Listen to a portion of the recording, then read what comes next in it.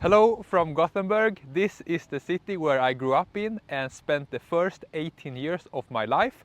So I know this place. And yes, I will also share some very good ideas in this video.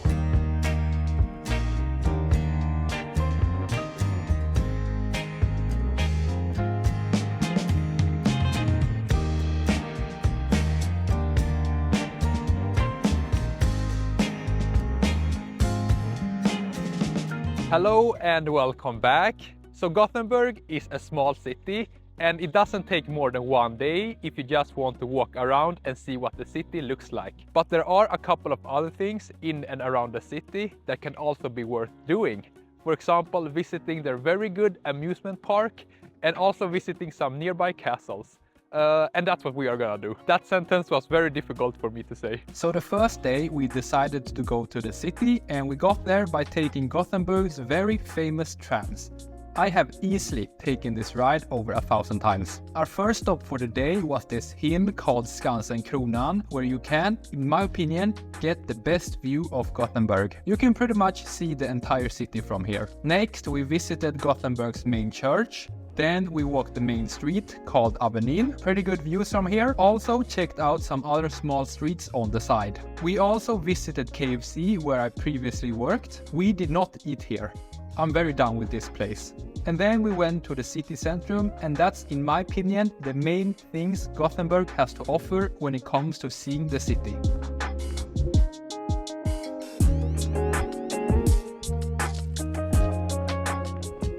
I'm in a forest now and want to share a quick lesson I got reminded of during my time in Gothenburg, and that is to not sacrifice our own happiness to make other people happy. Every once in a while it's okay, but it's not sustainable long term. I made exactly this mistake, so allow me to share this very quick story. So like I said, this is the city where I grew up and I have a lot of cousins and a couple of friends here. Since my girlfriend is here for the first time, I wanted her to meet most of them. So I started to plan and set up the meetings, and we did meet a couple of them, but I realized very quickly that these meetings were very exhausting and also required a lot of time on the road. And also, since my girlfriend's English is not very good, the conversations were also pretty bad. It was like we had the same conversation over and over again, and to be honest, I don't think anyone liked it. So yeah, I just decided that we're not gonna meet them all this time because it's not worth it. So instead,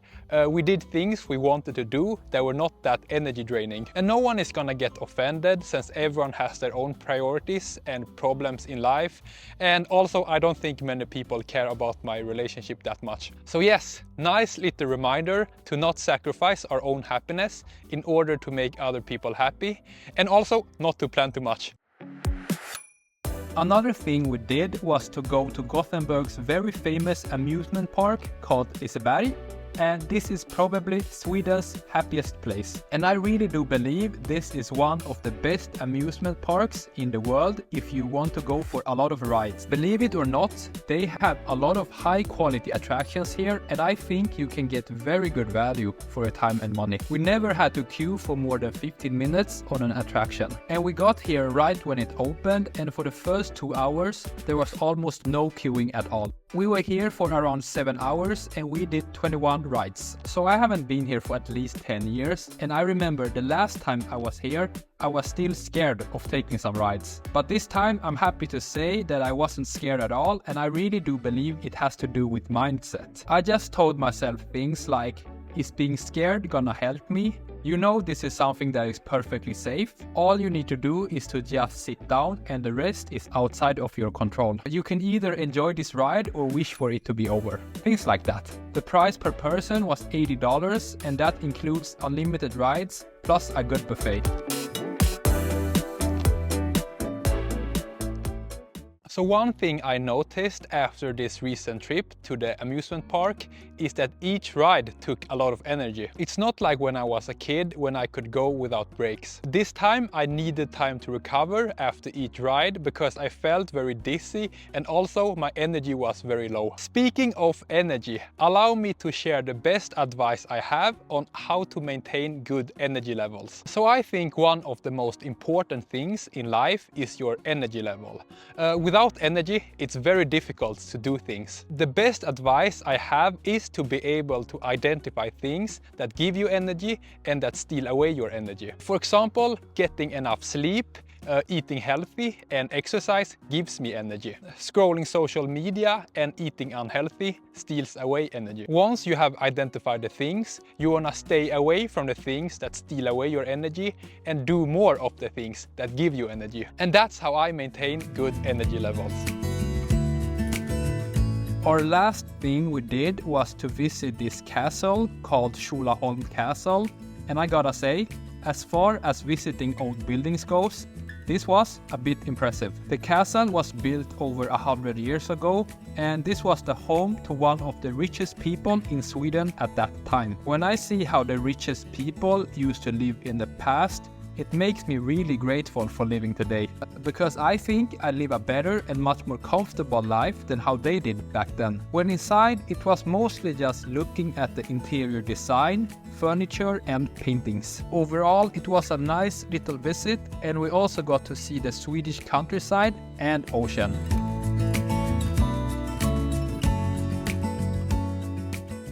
Like I said, this is the city where I grew up.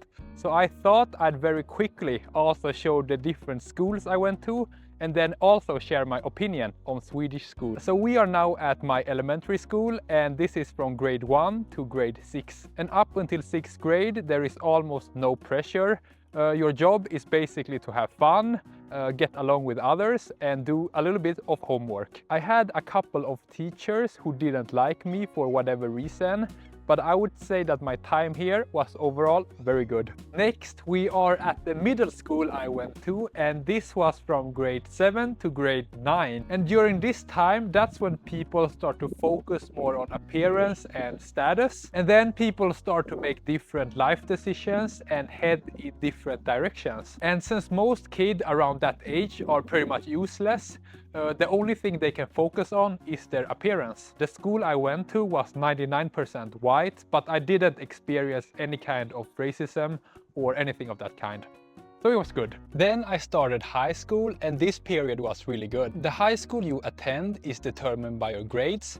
And since I got pretty good grades, I ended up in a class with very nice and mostly intelligent people. In middle school, some students were a bit mean and couldn't act normally, which made life sometimes a little bit difficult. This is when I realized that grades serve as a way to filter people. One of the main purposes of grades is to put people with good grades together with each other and people with bad grades together with each other. Lastly, I want to share one thought I have about school. I think one bad thing that is being taught in Swedish schools is that having fun is extremely important. It's like everything needs to be fun, otherwise it's not for you. One thing I never agreed with was that what you study needs to be fun. I think that fun is important, but not in every area of life. When it comes to work and school, I think you need to focus more on being good at what you do and that it gives you a sense of meaning and growth. For example, I studied IT in university,